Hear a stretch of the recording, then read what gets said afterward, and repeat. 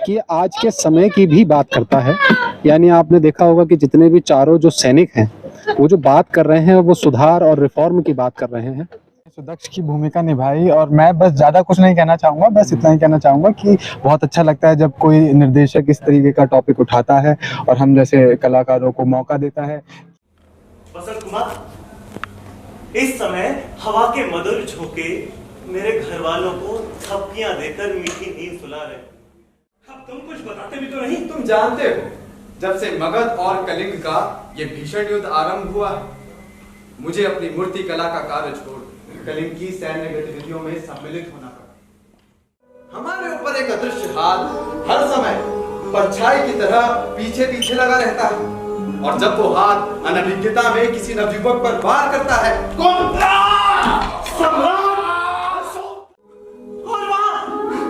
वहां कलिंग की प्राचीन पर मेरे ही जैसा कोई अभागा आएगा। हे ईश्वर। साची बात के सभी दर्शकों का मैं रूप सिंह गोसाई अपने कैमरामैन चिंतामणि के साथ बहुत स्वागत करता हूं और आइए आपको कोमल एंड वीके पाहुजा फाउंडेशन के 10वें थिएटर फेस्टिवल के तीसरे प्ले की ओर लेकर के चलता हूं, जो कि है कलिंग युद्ध की एक रात। जी हाँ, ये अभिव्यक्ति थिएटर ग्रुप की प्रेजेंटेशन है और इसके डायरेक्टर हैं वीरेंद्र सिंह और इसके राइटर है दुर्गादास भास्कर। तो ये नाटक क्या है, कलिंग युद्ध की ओर ले जाता है, प्राचीन काल की बात कर रहा है, ऐतिहासिक हिस्टोरिकल स्टोरी है और बहुत ही देखने लायक होगी। तो मैं आपको दिखाता हूँ ये प्ले और उसके बाद इसकी टीम से मिलेंगे, इसके कलाकारों से मिलेंगे, जानेंगे कि किस तरह से ये नाटक किस तरह से इस नाटक का उन्होंने सोचा, इसको मंच पर जो है प्रस्तुत किया। तो आइए चलते हैं और देखते हैं कलिंग युद्ध की एक रात। तो ये जो कलिंग की एक रात है, इसके राइटर हैं श्री दुर्गादास भास्कर और डायरेक्टर हैं वीरेंद्र सिंह और प्रस्तुति है थिएटर ग्रुप अभिव्यक्ति इंदौर। कलिंग की एक रात के विषय में मैं आपको थोड़ा सा बताना चाहता हूँ। इससे पहले इनको थोड़ा समय मिल जाएगा अपना स्टेज व्यवस्थित करने के लिए। मित्रों, कलिंग की लड़ाई का संबंध सम्राट अशोक से है। सम्राट अशोक ने अनेक युद्ध लड़े सेंटर में, जिनमें कलिंग युद्ध बहुत ही भीषण युद्ध था। इस युद्ध में हुए भीषण नरसंहार को देखकर सम्राट अशोक का हृदय परिवर्तन हुआ और सम्राट अशोक बौद्ध धर्मानुयायी बन गए। बुद्धम शरणम गच्छामि, आपने सुना है। और उन्होंने अपने साम्राज्य के सभी उपलब्ध साधनों को जनता के भौतिक और नैतिक कल्याण में लगा दिया। कलिंग युद्ध से संबंधित ही ये नाटक है, जिसको आपके लिए प्रस्तुत करने जा रहे हैं थिएटर ग्रुप अभिव्यक्ति इंदौर के कलाकार और डायरेक्टर हैं वीरेंद्र सिंह और दुर्गादास भास्कर इसके लेखक हैं। बस आप लोगों से यही निवेदन है कि कलाकारों को पूरा सम्मान दें, तालियों की गड़गड़ाहट के साथ। गाजा में इजराइल के हवाई हमले जारी हैं, जिसमें लगभग 2700 लोगों की मौत हो चुकी है। इजराइल का रुख आक्रामक है और के मगरिब में अम्न आलम का खून है आखिर। मणिपुर के कुकी और मैतेई समुदायों के बीच जातीय हिंसा ने भारत के पूर्वोत्तर राज्य मणिपुर में मई के महीने से हालात बिगाड़ रखे हैं।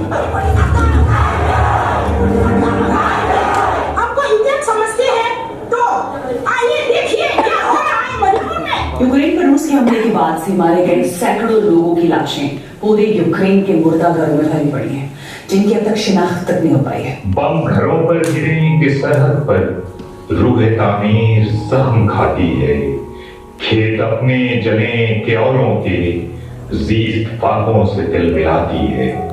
प्रथम विश्व युद्ध की वजह से दुनिया ने पहली बार युद्ध का रौद्र रूप देखा। इस युद्ध की वजह से 3.9 करोड़ लोग मारे गए। द्वितीय विश्व युद्ध प्रथम विश्व युद्ध से भी घातक साबित हुआ।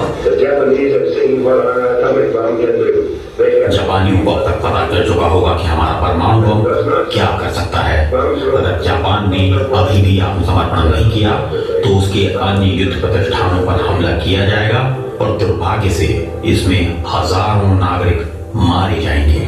जंग तो खुद ही एक मसला है जंग क्या मसलों का हल देगी।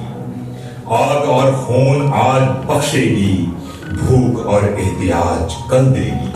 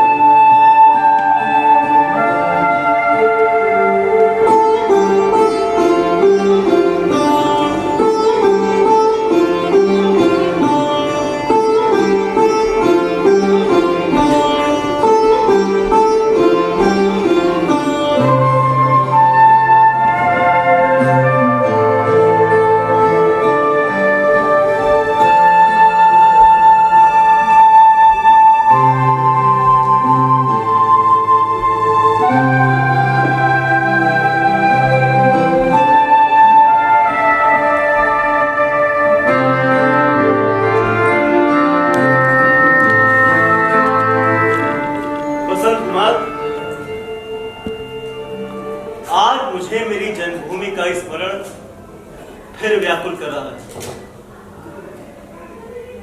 तारों के मध्यम प्रकाश में ये श्वेत रंग के शिविर कैसे भले प्रतीत होते हैं, ठीक वैसे ही जैसे बसंत ऋतु की छिटकी हुई चांदनी में नहाए हुए हमारे भुवनों के पेड़। बसंत कुमार, इस समय हवा के मधुर झोंके मेरे घर वालों को थपकियां देकर मीठी नींद सुला रहे। हाँ, संभव है वो मेरे स्मरण में अभी जाग रही। और इस भयानक युद्ध से जहां क्रूर मृत्यु हर समय घात लगाए बैठी है, मेरे बच निकलने की संभावना पर विचार कर मेरी प्यारी जन्मभूमि, जहां पर भीनी भीनी सुगंधी हवाओं के गंधों पर लदी रहती है, प्रकृति ने जहां अपनी निधि को लुटा दिया है, जहां फलों से लदे वृक्ष खड़े, अनंत का गीत गाने वाले सुंदर झरने, हरी भरी घाटियां और विशाल पर्वत चोटियां, ये सब के सब मेरे लिए अब स्वप्न हो गए हैं। बसंत कुमार, मेरे प्यारे देश भूस्वर्ग कश्मीर, कश्मीर, कश्मीर, वहां के कांटों का स्मरण भी हृदय को व्याकुल कर देता है।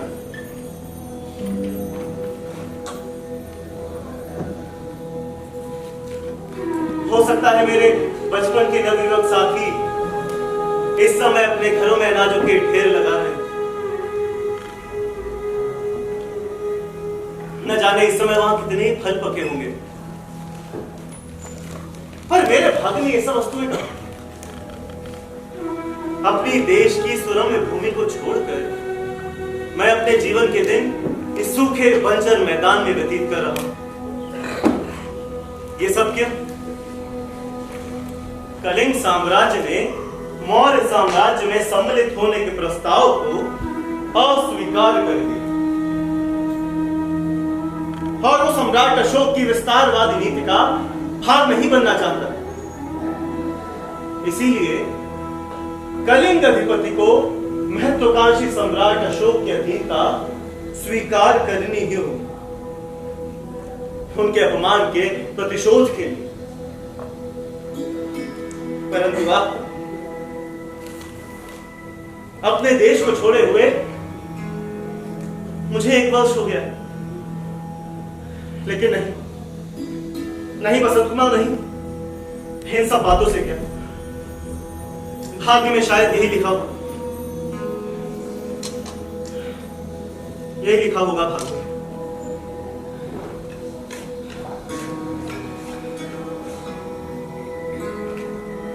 बसंत कुमार, सुंदर वस्तुओं के विचार मात्र से ही हृदय में पीड़ा सी क्यों उठती है? इसलिए मित्र, क्योंकि सुंदरता लोक पूजित होने पर भी स्थिर नहीं, वो समय के बहाव में बहती चली जाती है। कोई भी वस्तु उसके प्रभाव को रोक नहीं सकती। हमारी सृष्टि की यही तो एक करुण कहानी है मित्र। इस युद्ध के रक्त से भरे पंजों में फंसे हुए हमें कितना समय हो गया। मातृभूमि की किसी छोटी सी बस्ती के मार्ग का स्मरण भी हृदय में भूख सी पैदा करता है। बसंत कुमार, दिन रात हम अपने विपक्षियों के रक्त से होली खेलते हैं, परंतु हमारी नसों में बहने वाले एक बिंदु लहू में इन कलिंग निवासियों के प्रति, जिनके रक्त से हमारे हाथ आठों पहर लगे, तनिक भी बैर भाव नहीं है। तुम्हें इस बात पर कभी आश्चर्य नहीं हुआ? आश्चर्य? आश्चर्य? मुझे कोई आश्चर्य नहीं होता। जो व्यक्ति विनाशकारी मृत्यु के साथ रहकर आठों प्रहर उसके इस रौरव तांडव का दृश्य देख रहा, जो अपने विपक्षियों पर किए थे एक एक बार के वेदनामय अंत को अपने हृदय में लिए फिरता, बताओ उसके रक्त में वैर भाव कैसे रह सकता है? और फिर हम शवों से वैर भाव भरा क्यों कर सकते हैं मित्र? जहां मृत्यु विनाश का भयानक खेल खेल रही है, जैसा कि आजकल यहाँ पर, तो समझ लो मित्र, वहां तुम और मैं, हमारे शत्रु, हमारे साथी शवों की तरह ही तो हैं, जिनकी आत्माएं किसी दूसरे रहस्यमय संसार के छोर पर विचर रही हैं। युद्धजीत, अब हमारी वो अवस्था कहां है जो हमारे हृदय की गहराइयों में शत्रुता, द्वेष भाव, घृणा या फिर इन प्रकार के विकारों का प्रवेश हो सके? हम उस अवस्था को पार कर चुके हैं मित्र। संसार के ये राज मुकुटधारी एक दूसरे से घृणा कर सकते हैं, या फिर ये सत्ताधार, जिनका अभिमान इन मुकुटधारी राजाओं से भी बढ़कर है, और जो कदाचित ये समझते हैं मित्र कि मनुष्य की परस्पर सहानुभूति उन्हें उनके उच्च पद से डिगा देगी, वे एक दूसरे के प्रति विश्व बन सकते हैं, या फिर ईश्वर के प्रतिनिधि ये भूदेव एक दूसरे के प्रति घृणा का प्रचार कर सकते हैं, शत्रुता और वैर भाव को अपने हृदय में वही स्थान दे सकते हैं। और हम तो केवल इसलिए हैं कि इन मुकुटधारियों, इन सत्ताधारियों की क्रूर इच्छाओं के संकेत पर मरे या फिर दूसरों को मारे।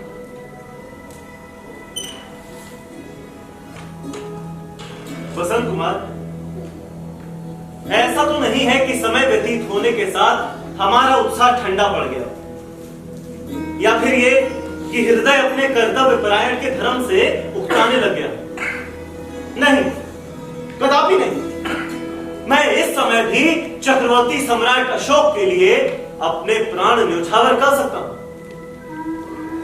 मृत्यु का समय तो नियत हो चुका है, वो घड़ी चाहे इस रात अभी इस समय आ जाए, परंतु वाह, मैं ये कैसे भूल जाऊं कि ये मेरा कौमार जीवन, जिसमें जीवन की उमंगें भरी, जो सैकड़ों महत्वाकांक्षाओं को दिल में लिए, जो गृहस्थ जीवन के सुखी बहाव में बह जाना चाहता है, जिसमें प्रेम के हिलोरे लेने की उत्कट उत्कट आकांक्षा, जो अमर यश का भूखा है। बताओ बताओ, कुमारावस्था के सुख स्वप्नों महत्वाकांक्षाओं को भूलकर मृत्यु के भयानक विचारों में, जिन्हें कौमार के संसार से दूर रहना चाहिए, इस युवावस्था में मैं अपने हृदय में कैसे स्थान दूं?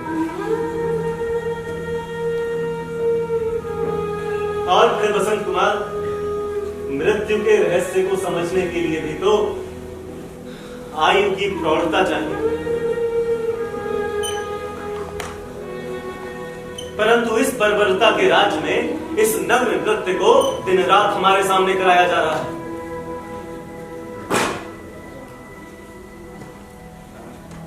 बसंत कुमार, मैं अपने जीवन के पिछले ढंग को तिलांजलि दे चुका हूं। बेरंगीन स्वप्न महत्वाकांक्षाएं अब विस्मृति के गड्ढे में चली गई, परंतु मुझसे मेरी जन्मभूमि की स्मृतियां नहीं भूली। मेरी बस्ती के फलों से लदे हुए वृक्ष, निर्मल जल की बहती हुई नदियां, झरनों के आह्लादकारी गीत, हरी भरी घाटियां और विशाल काय पर्वत शिखरों का चित्र मेरी आंखों के सामने सदैव खिंचा रहता है, सदैव खिंचा रहता है। सांझ को घर लौटते समय ढोरों के गले की घंटी की मधुर ध्वनि अब भी मेरे कानों को सुनाई दे रही है। बताओ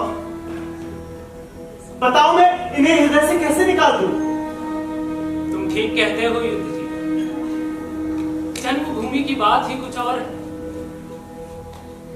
वहां की छोटी छोटी वस्तुओं की मधुर स्मृति से हृदय अधीर होने लगता है। तुम जानते हो, पाटलिपुत्र में ठीक मेरा घर पतित पावनी गंगा के किनारे है, जहां गंगा जल के कणों से लदे हुए हवा के झोंके मेरे हर वक्त के साथी थे। दिन भर मैं मांझियों के माल से लदी हुई किश्तियों को खेते हुए देखता, उनकी सुरीली ताने, वो ताने अब भी मेरे कानों में गूंज रही है मित्र। वहीं मैंने अपनी कुछ चुनी हुई कविताएं भी लिखी। तुम्हारी सुंदर कविताओं ने गंगा के किनारे पर जन्म लिया। वहां कश्मीर में मैं भी मनोहर स्वप्नों के संसार में रहा करता था, परंतु मेरे स्वप्न तुम्हारी कविता का रूप धारण न कर सके। मेरा स्वर्ण स्वप्न एक आदर्श समाज की सृष्टि करना चाहता था। मैं एक ऐसी संस्कृति और नीति को जन्म देना चाहता था जो मानव समाज के इतिहास में एक नया आदर्श होती। मैं इस पृथ्वी को स्वर्ग बना देना चाहता था, जहां सभी प्राणी स्वतंत्र हो। बसंत कुमार, मैं झोपड़ियों में भी राजमहल का सा सुख लाना चाहता था। अनीति से दबे प्रत्येक व्यक्ति की आत्मा में मैं नए प्राण फूंक देता और उन्हें यह अटल विश्वास दिला देता कि अपने भाग्य के निर्माता वे स्वयं हैं।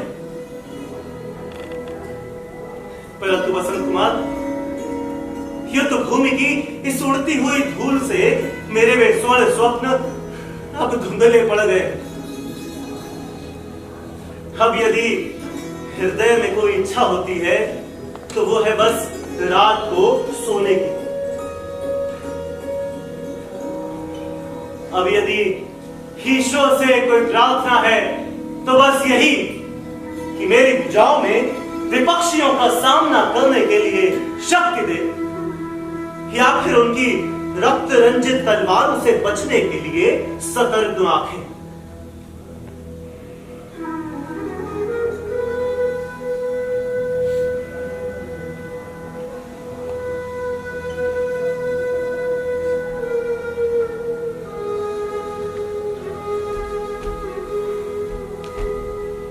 अब तुम्हारे उन गीतों की क्या स्थिति है? मेरे वे गीत तो मित्र बहुत दिनों से मेरे हृदय में ही सोए पड़े हैं। पर हाँ,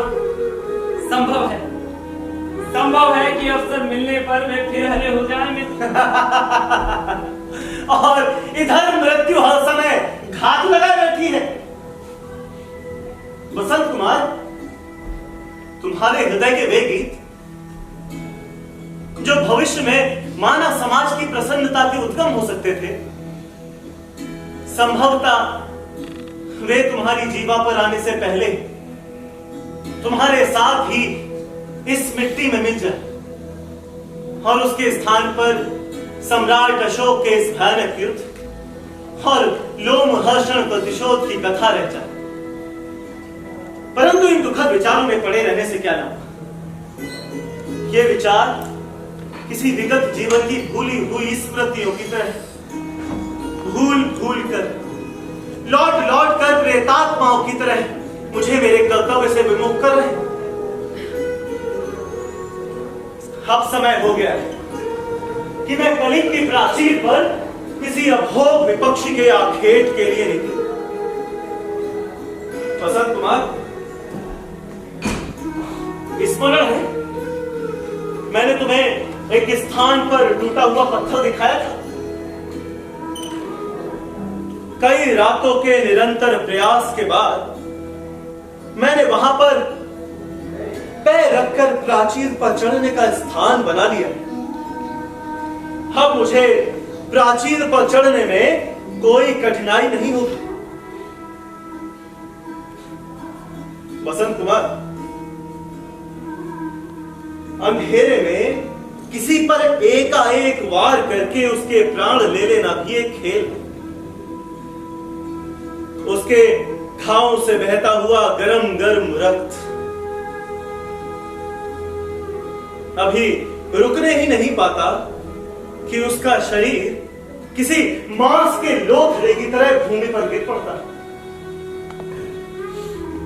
उसके सगे संबंधी रोते हैं, बिलखते हैं, ठीक वैसे ही जैसे तुम्हारे मरने पर, मेरे मरने पर हमारे शोक संतप्त आत्मज करुण क्रंदन करेंगे। अब मुझे इन सब बातों से घृणा होने लगी।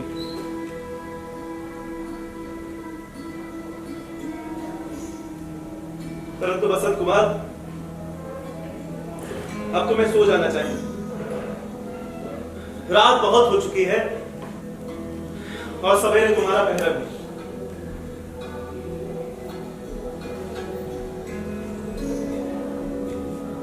ये तुम क्या पढ़ रहे हो? कुछ गीत हैं मेरे देश के एक सुकवि ने रचे थे।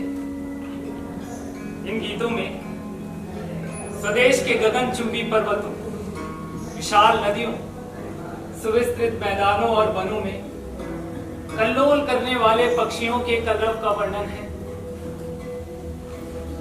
यदि समय ने साथ दिया मित्र, तो मैं भी ऐसे ही अमर गीत बनाया करूंगा। ठीक है मित्र, तुम भी ऐसे ही गीत बनाया करो। हाँ, वो अपना स्वरचित गीत तो सुनाओ, बहुत अच्छा लगता है। फिर कभी मित्र सुनाओ भी मित्र। रात दिन तुमको पुकारा, किंतु तुम अब तक ना आए। नहीं नहीं मित्र, ऐसे नहीं, गाकर सुनो। गाकर? हाँ, गाकर सुनाओ। ठीक है। रात दिन तुमको पुकारा, रात दिन तुमको पुकारा, किंतु तुम अब तक ना आए। चित्र मेरी कल्पना के मूर्तियों में ढल ना पाए। रात दिन तुमको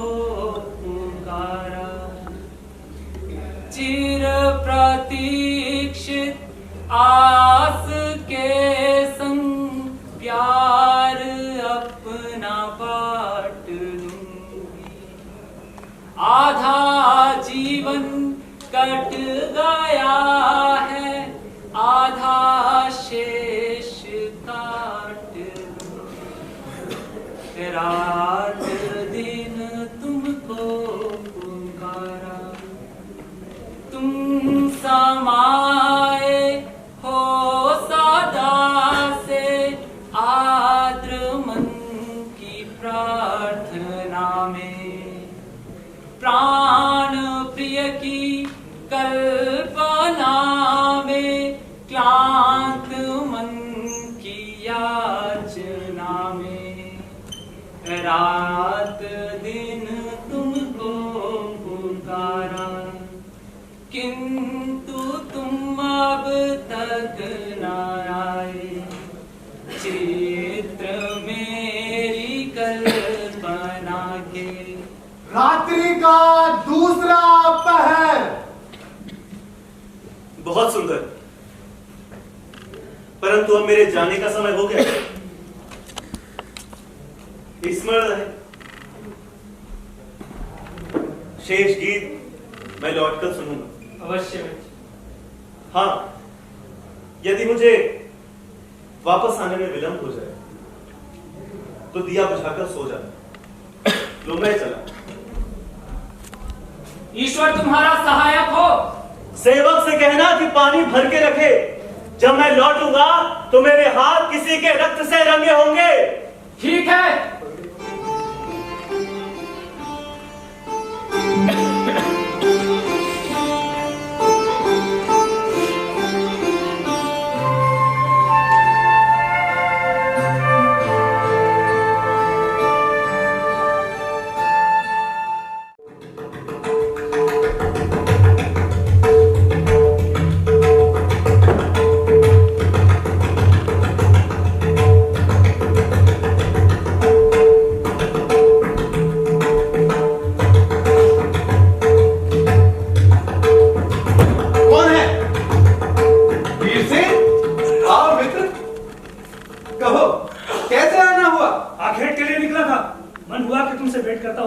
बहुत अच्छा किया, बैठो ना। अब मुझे इस द्वार की रक्षा का कार्यभार सौंपा गया है। कुछ समय तक मेरी नियुक्ति यहीं रहेगी। मुझे ज्ञात है। तुम्हारा पहरा कब समाप्त होता है? तीसरे प्रहर तक, जब रात आधी बीत जाएगी।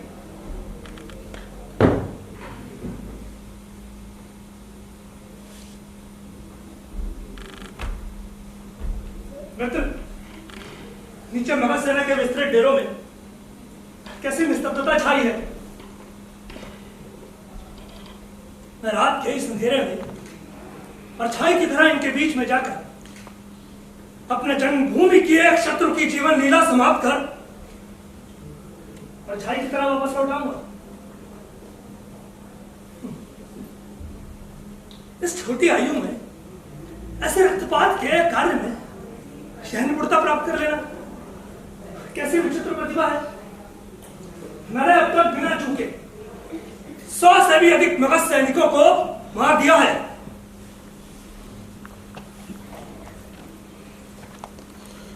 किंतु मित्र,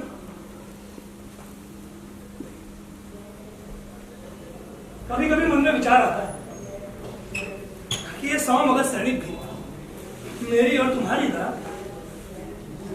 अपने देश से प्रेम करने वाले नवयुवक और वीर सैनिक थे, जिनके सुंदर जीवन को मैंने निर्दयता से समाप्त कर दिया। ये लोग भी अपने घर हर स्वर्ण सपनों से दूर होकर इस रक्तपात का भाग बन गए। मैं फिर भी ईश्वर से कामना करता हूं कि वो मगध सम्राट अशोक को सद्बुद्धि दे और किसी भी तरह यह भीषण रक्तपात समय से पहले रुक जाए।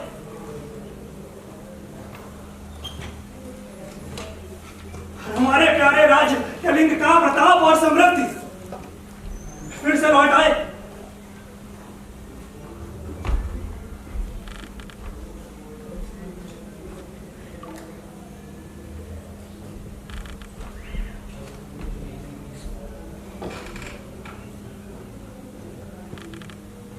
अरे मित्र, अब यह तो बताओ, तुम्हारी मूर्ति कला कैसी है और हमारे राज्य की प्रतिमाओं का कार्य वो कहां तक संपन्न हुआ?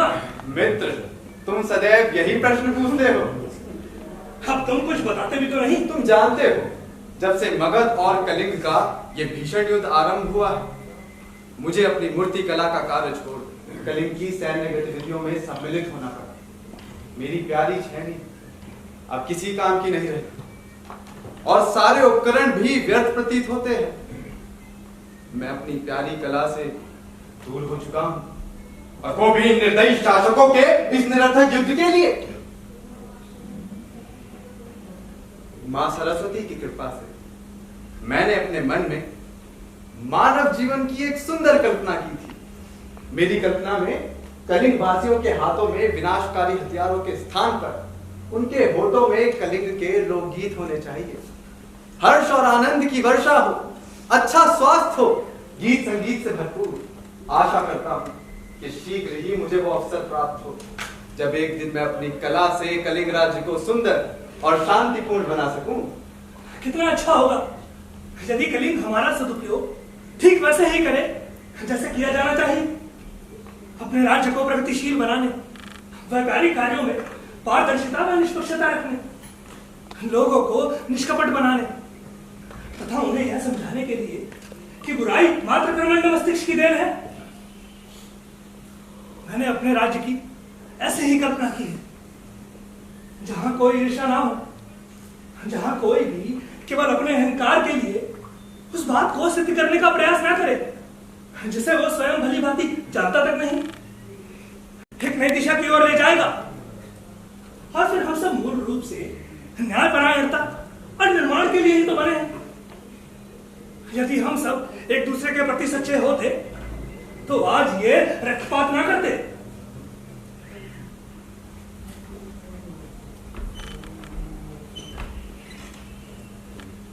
हम इन मगध सैनिकों से क्यों लड़ रहे हैं? इसका एकमात्र कारण है मगध सम्राट अशोक की आज्ञा की अवहेलना।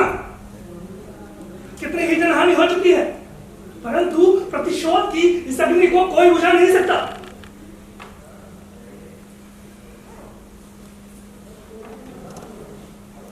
मैं अब भी उन रातों के बारे में सोचता हूं जब मैंने मगध के ढेरों में उनके सैनिकों का आखेट किया।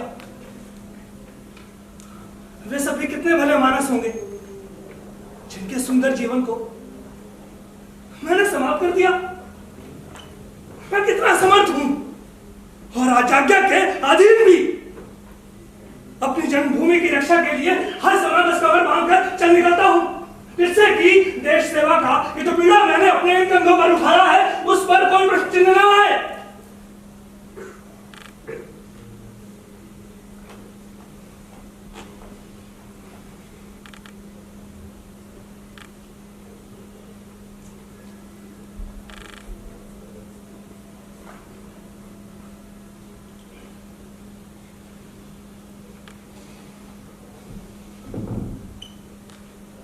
मित्र, ये देश सेवा की धुंधी मस्तिष्क में लगे हुए कीड़े की तरह है, जो हमारे अंदर एक उन्माद सा पैदा करता है। कौन है? मैं हूं वासुदेव, कलिंग का दुर्जय खंड, मगध की मृत्यु का संदेश। यहाँ सब कुछ व्यवस्थित तो है? जी वासुदेव भाई, बहुत अच्छे सुदक्ष, धन्यवाद। हमें और सतर्क रहने की आवश्यकता है। जी, अब मैं चलता हूं।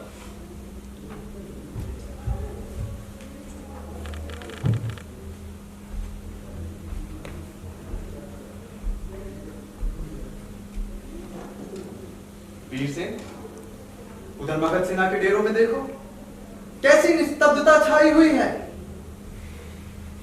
गगन में तारे किस तरह जगमगा रहे हैं। मित्र, सावधान रहना। मुझे इन जगमगाते तारों के प्रकाश में भय प्रतीत होता है। न जाने मेरे कितने ही साथी मुझसे बिछड़ चुके हैं, और उनके चले जाने पर मुझे अपने बचे हुए साथियों से कुछ मोह सा हो गया है। मुझे इन टिमटिमाते तारों के प्रकाश में कुछ ऐसा संदेह सा हो गया है कि कहीं ये टिमटिमाते हुए तारे तुम्हारे विरुद्ध कोई कुचक रचने के लिए आज ही की रात ना चुने। सावधान रहना मित्र। अरे हंसते क्यों हो? अरे मित्र, अब हंसो नहीं तो और क्या करूं? तुम व्यर्थ चिंता करते हो। मैं मगध के इन डेरों से भली प्रकार परिचित हूं और इनके रक्षकों की आंखों में धूल झोंकता हुआ अपने आखेट के लिए परछाई की तरह इनके बीच फिरता रहता हूं। विचार करो, पूरा 112 में ऐसा खेल खेल चुका हूं। फिर भी मैं चाहता हूँ, कितना चाहता हूँ कि आज तुम्हारे साथ रहकर किसी संकट में तुम्हारा हाथ नहीं, तुम इन भ्रांतियों में ना पड़ो। और इसमें केवल साहस का ही काम नहीं है। और अभी तो तुम्हारी छाइयों को उन दिव्य मूर्तियों में प्राण डालने हैं जिनसे हमारे राज्य का मस्तक ऊंचा होने वाला है। और तुम्हारे वो स्वप्न जिनसे तुम देश में एक नई राज्य व्यवस्था की नींव रखना चाहते हो, जिसमें हमारे शासक राज सत्ता का ठीक प्रयोग करे, जिसमें वो सच्चा अभिमान और स्वार्थ परायणता के लिए प्रजा को पीड़ित करने की अपेक्षा उनकी सेवा करना अपना धर्म समझे। क्या जाने किसी समय हमें अपने इन स्वर्गीय सपनों को कार्य रूप में परिणत करने का अवसर प्राप्त हो जाए। अवश्य प्राप्त होगा मित्र, अवश्य प्राप्त होगा। अच्छा मित्र, अब मैं चलता हूं, मेरे आखेट का समय हो गया। हाँ, आज तुम किस समय लौटोगे? तुम्हारा पहरा समाप्त होने से पहले ही लौट आऊंगा। कार्य समाप्त होने के पश्चात यही साथ बैठकर भोजन करेंगे, फिर विस्तार से ढेर सारी बातें करेंगे। ठीक है। मेरे लौटने तक भगवान तुम्हारी रक्षा करे।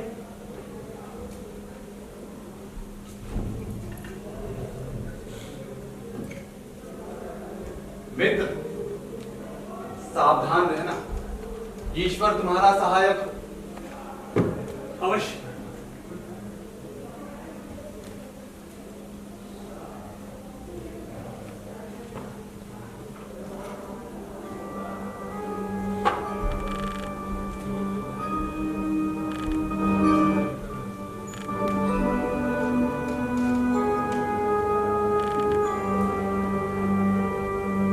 ये मगध और कलिंग, इनका झगड़ा ही क्या है? अब जब हम सब के सर पर यहाँ विनाश काल मंडरा रहा है, उस समय भी हम इन भेदभावों को भुलाने में असमर्थ है। बसंत ऋतु की खिली हुई कलियों के फूल बनने में संभवतः कोई संदेह नहीं हो, परंतु इस मेरी युवावस्था में हम मृत्यु की लपेट से एक क्षण भर भी सुरक्षित रह सकेंगे? ये कोई भी नहीं कह सकता। जहां चारों ओर मृत्यु मुंह बाएं घूमती रहती हो, उधर जीवन का क्या भरोसा? हमारे ऊपर एक अदृश्य हाथ हर समय परछाई की तरह पीछे पीछे लगा रहता है, और जब वो हाथ अनभिज्ञता में किसी नवयुवक पर वार करता है, अशोक का निवासियों का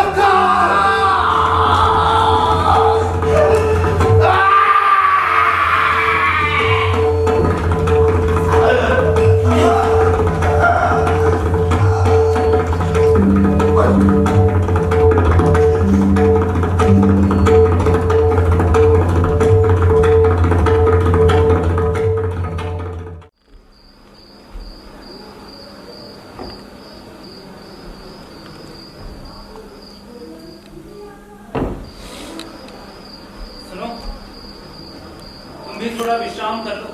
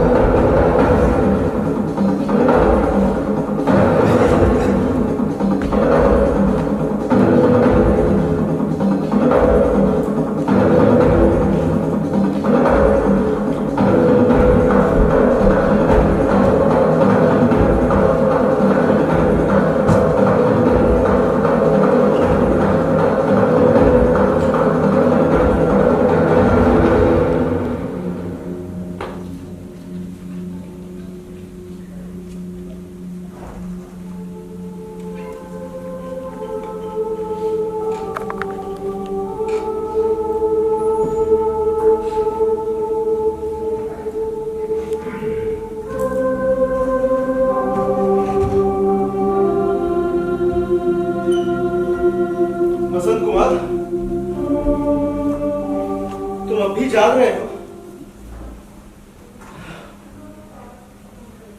वे भी क्या सुंदर गीत होंगे जो एक सिपाही को इतनी रात तक सोने नहीं देते।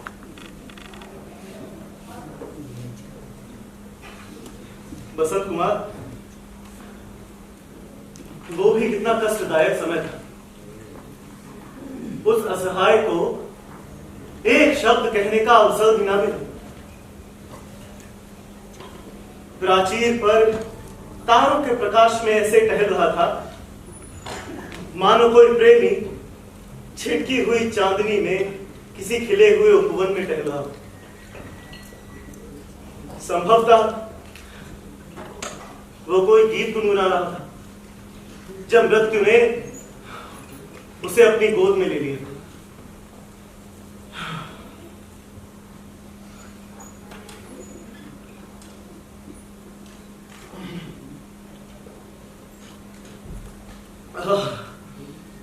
इस शीतल जल से चित्त को कुछ शांति पहुंची है।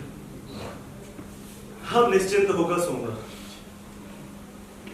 बसंत कुमार, नींद भी क्या प्यारी वस्तु है जो समस्त चिंताओं को हर लेती है। अब ये दिया बुझा देना चाहिए।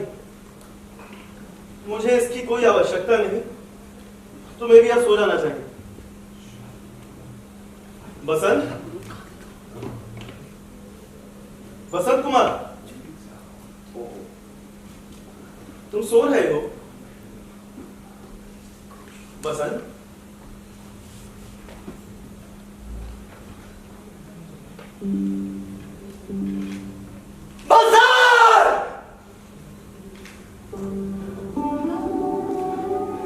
बसंत, मेरे प्यारे मित्र बसंत,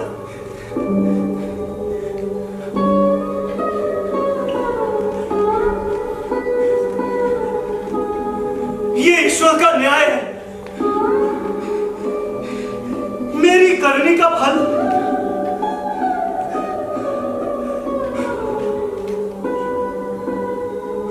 और वहां कलिंग की प्राचीर पर मेरे ही जैसा कोई अभागा आएगा। हे ईश्वर, बसंत, बसंत कुमार,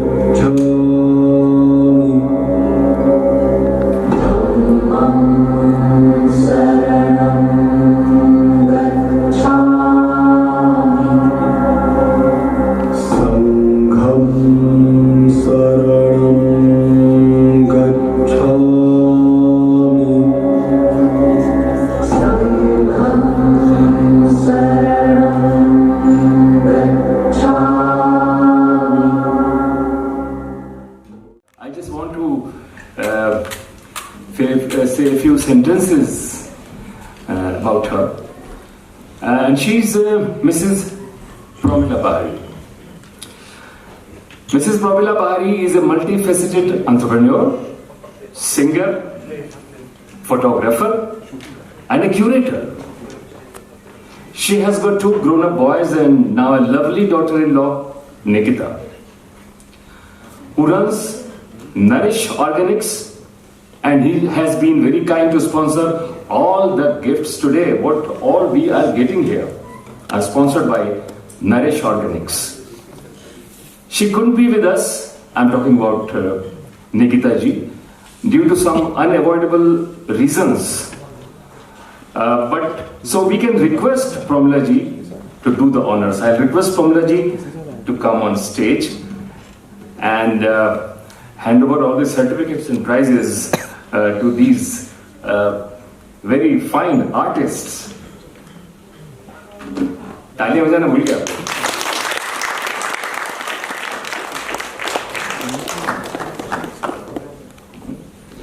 अब सबसे पहले प्रमिला जी को ऑनर करेंगी मीनाक्षी जी। मीनाक्षी जी आइए ना, आपके बगैर तो सब कुछ अधूरा है मीनाक्षी जी। और उनके साथ होंगी डॉक्टर सुप्रिया पाहुजा। आप दोनों ऑनर करेंगी प्रमिला जी को। It's very kind of her that she's here and she has sponsored all the gifts. Nourish Organics के जितने भी ये गिफ्ट दिए जा रहे हैं Nourish Organics की ओर से दिए जा रहे हैं, and we are very thankful to her. आइए।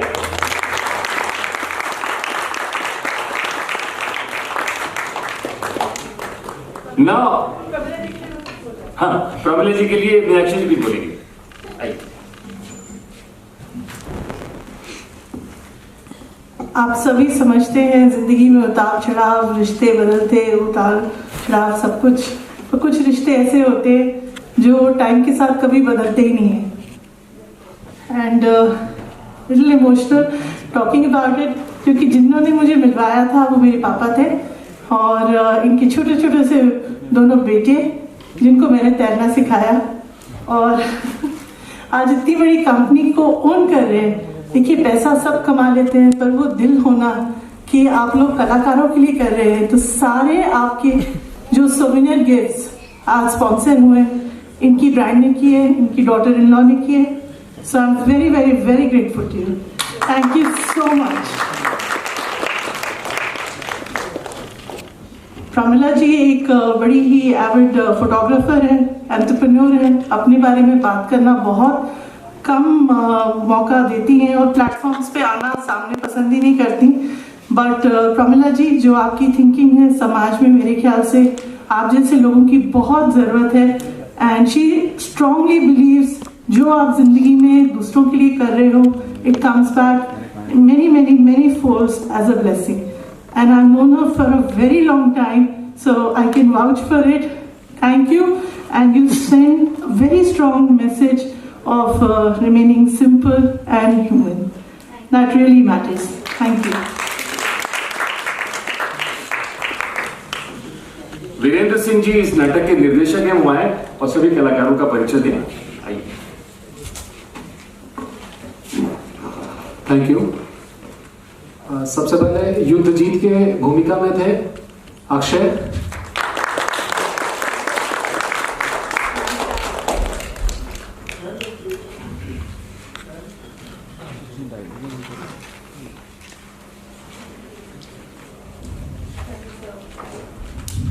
सुदक्ष की भूमिका में थे आदित्य,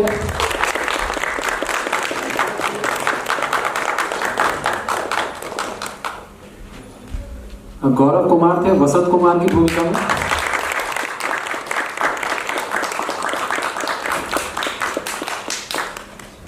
वीरसेन की भूमिका में संदीप कुमार,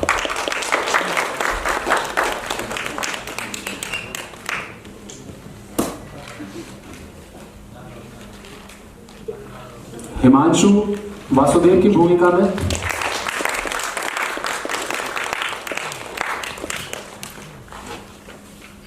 राजेश कुमार बलराम की भूमिका में, और लाइट पर थे रितेश कुमार, मेकअप में हंसी, म्यूजिक पर थे मधुसूदन पांडे।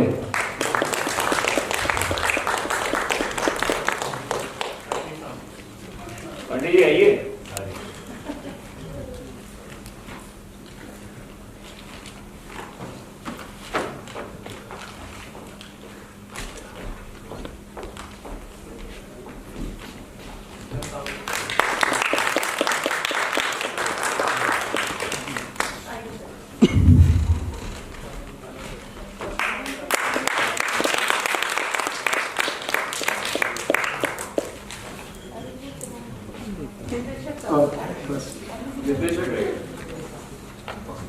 और ये है वीरेंद्र सिंह, कलिंग युद्ध की एक रात के निर्देशक। जोरदार ताली बजाइए।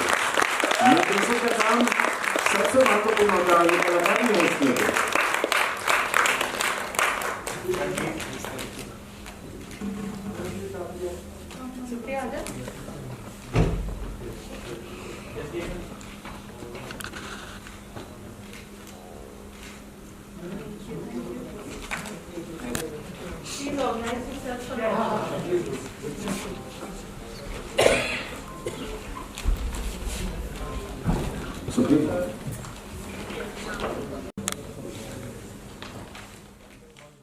कलिंग युद्ध की एक रात, और इससे आप अंदाजा लगा सकते हैं कि जहां युद्ध होता है वहां के लोगों पर किस तरह की स्थिति से वो गुजरते हैं।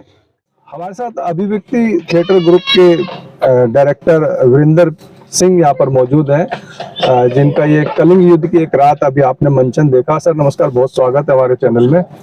जो अभी वैसे तो लोग दर्शक देख ही चुके हैं इस नाटक को, लेकिन फिर भी इस नाटक के बारे में बताएं कुछ। जी, ये नाटक एक ऐसे समय की बात है जो हुआ तो बहुत पहले था, बहुत पुराना था, जब मगध का साम्राज्य था। लेकिन इस नाटक में सबसे बड़ी खूबसूरती ये है कि आज के समय की भी बात करता है। यानी आपने देखा होगा कि जितने भी चारों जो सैनिक हैं वो जो बात कर रहे हैं वो सुधार और रिफॉर्म की बात कर रहे हैं।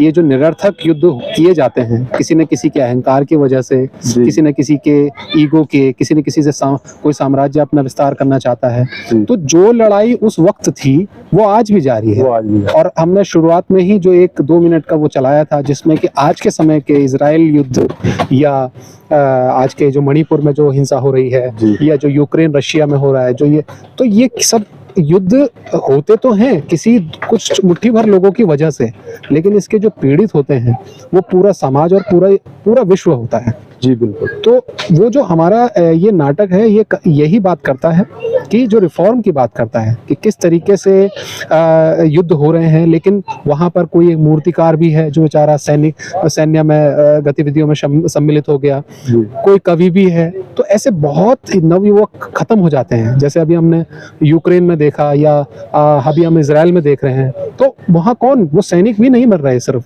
या सैनिक भी मर रहे हैं तो सैनिक में तो जवान हैं। कितनी उनकी महत्वाकांक्षाएं, उमंगे, या कितनी उनकी कल्पना शक्ति होगी कि हम कुछ बनेंगे, और वो इन युद्धों की भेंट चढ़ जाते हैं। तो क्या कितना ये युद्ध अर्थपूर्ण है, कितने निरर्थक हैं, ये सोच लेना चाहिए उन लोगों को कि जो ये युद्ध कराने में लगे रहते हैं, लेकिन ये नहीं सोचते कि मानवता का जो इससे विनाश हो रहा है उस पर हम लोग कितना रोक लगा पा रहे हैं। क्योंकि हजारों करोड़ों लोग कभी परमाणु बम में जापान में मारे गए, कभी कुछ। तो ये हमारे लिए सबसे बड़ी मुश्किल है कि हमें इन युद्धों के, सिर्फ युद्ध में सैनिक ही नहीं मरते, बहुत सारे सपने, बहुत सारे आकांक्षाएं, महत्वाकांक्षाएं, पूरा समाज मर रहा है, कई साल पीछे चला जाता है। और वो भी सिर्फ निरर्थक, मतलब उसका कोई मतलब हो तो बात है, लेकिन युद्ध लड़ने वाले भी चाहते हैं कि ना हो, लेकिन वो ऑर्डर फॉलो करना पड़ता है। ऊपर के जो बैठे हैं वो ये नहीं देखते कि कितना ये घातक है। तो ये आज भी हो रहा है, इस वक्त भी इजराइल में जो चल रहा है बराबर चल रहा है ना। तो ये ही हमारा कलिंग युद्ध को दिखाने का सबसे बड़ा प्रयास यही था कि लड़ाई वहां उस वक्त की भी नहीं थी, वो आज भी यही चल रहा है, यही निरर्थकता चल रही है। वर्तमान हालातों पर ये बहुत चोट करता है, इसको समझने की जरूरत है। हाँ, ये ऐसे नाटक तो वही है जो समाज से उठे हों और समाज के लिए हों, समाज से ही कोई चीज और उनके लिए एक संदेश या उनके लिए कोई दिशा छोड़े। तो जो जैसा राइटर तो नहीं हमारे साथ हैं, कहीं से मुझे मिला ये और उस पर काम किया, इस पर लगा मुझे कि इस पर काम करना चाहिए। बहुत अर्थपूर्ण जो नाटक है, तो ये था इस नाटक के बारे में। Thank you so much sir. नमस्कार, बहुत स्वागत है। अपना शुभ नाम परिचय दे। मेरा नाम आदित्य रावत है। जी जी। किस भूमिका में थे, क्या कहना चाहिए? मैंने सुदक्ष की भूमिका निभाई और मैं बस ज़्यादा कुछ नहीं कहना चाहूँगा, बस इतना ही कहना चाहूँगा कि बहुत अच्छा लगता है जब कोई निर्देशक इस तरीके का टॉपिक उठाता है और हम जैसे कलाकारों को मौका देता है कि स्टेज में मंच पे आए हम और इस तरीके की सोच को हम अपने थ्रू, अपनी परफॉर्मेंस के थ्रू व्यक्त कर पाए बहुत सारे लोगों के समक्ष, और खुद भी हमें बहुत अच्छा लगता है अंदर से जब हम इस तरीके का काम करते हैं। तो वही बहुत अच्छा लगता है और मजा आता है काम करने में, किसी भी तरीके का किरदार हो। कब से थिएटर कर रहे हैं? देखिए प्रैक्टिकली तो 2017 से कर रहा हूँ, 2015 से गतिविधियों में। तो ये है। चलिए, बहुत धन्यवाद। हमारे साथ दो कलाकार और हैं जो कलिंग युद्ध की उस रात के साक्षी हैं।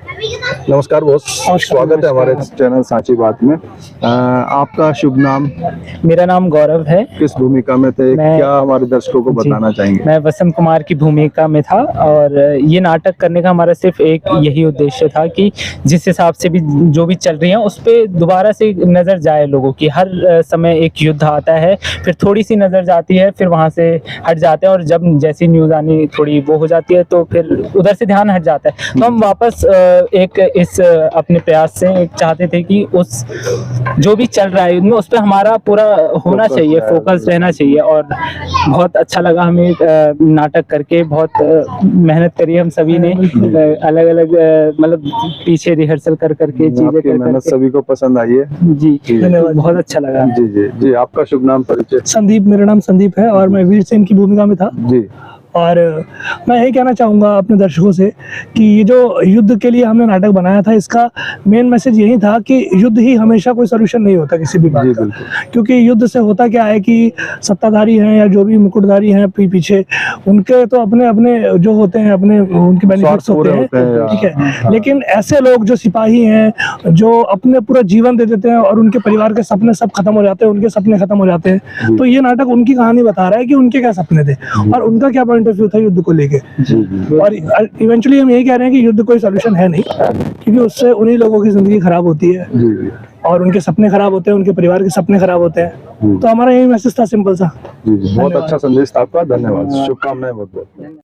कलिंग युद्ध की एक रात के इस मंचन के माध्यम से यहाँ पर जो बताने की कोशिश की है, जैसा कि वर्तमान हालात में पिछले काफी लंबे समय से रूस और यूक्रेन का युद्ध चल रहा है और दूसरी ओर यहाँ पर जो है इजराइल और फिलिस्तीन का शुरू हो गया है, हमास को लेकर, गाजा पट्टी को लेकर के, और धीरे धीरे पूरा जो है दुनिया जो है दो गुटों में बढ़ती जा रही है। तो इस मंचन के माध्यम से यही बताने की कोशिश की गई है कि युद्ध जो उनके आका होते हैं, जो अपना साम्राज्य फैलाने के लिए या अपने अभिमान के लिए लड़ाई तो लड़ लेते हैं, लेकिन उससे जो है जो लोग युद्ध नहीं चाहते, जो बेकसूर हैं, बेगुनाह हैं, मासूम बच्चे हैं, जिनका भविष्य है, वो सब खत्म हो जाता है। इस पर क्या है आपके सुझाव, क्या है विचार, हमसे जरूर साझा कीजिएगा। इसी के साथ मैं सांची बात के लिए अपने कैमरामैन चिंतामणि के साथ आप सभी से विदा लेता हूं। जल्द मिलूंगा, तब तक आप अपना बहुत ख्याल रखिएगा। नमस्कार, धन्यवाद, जय हिंद, जय भारत।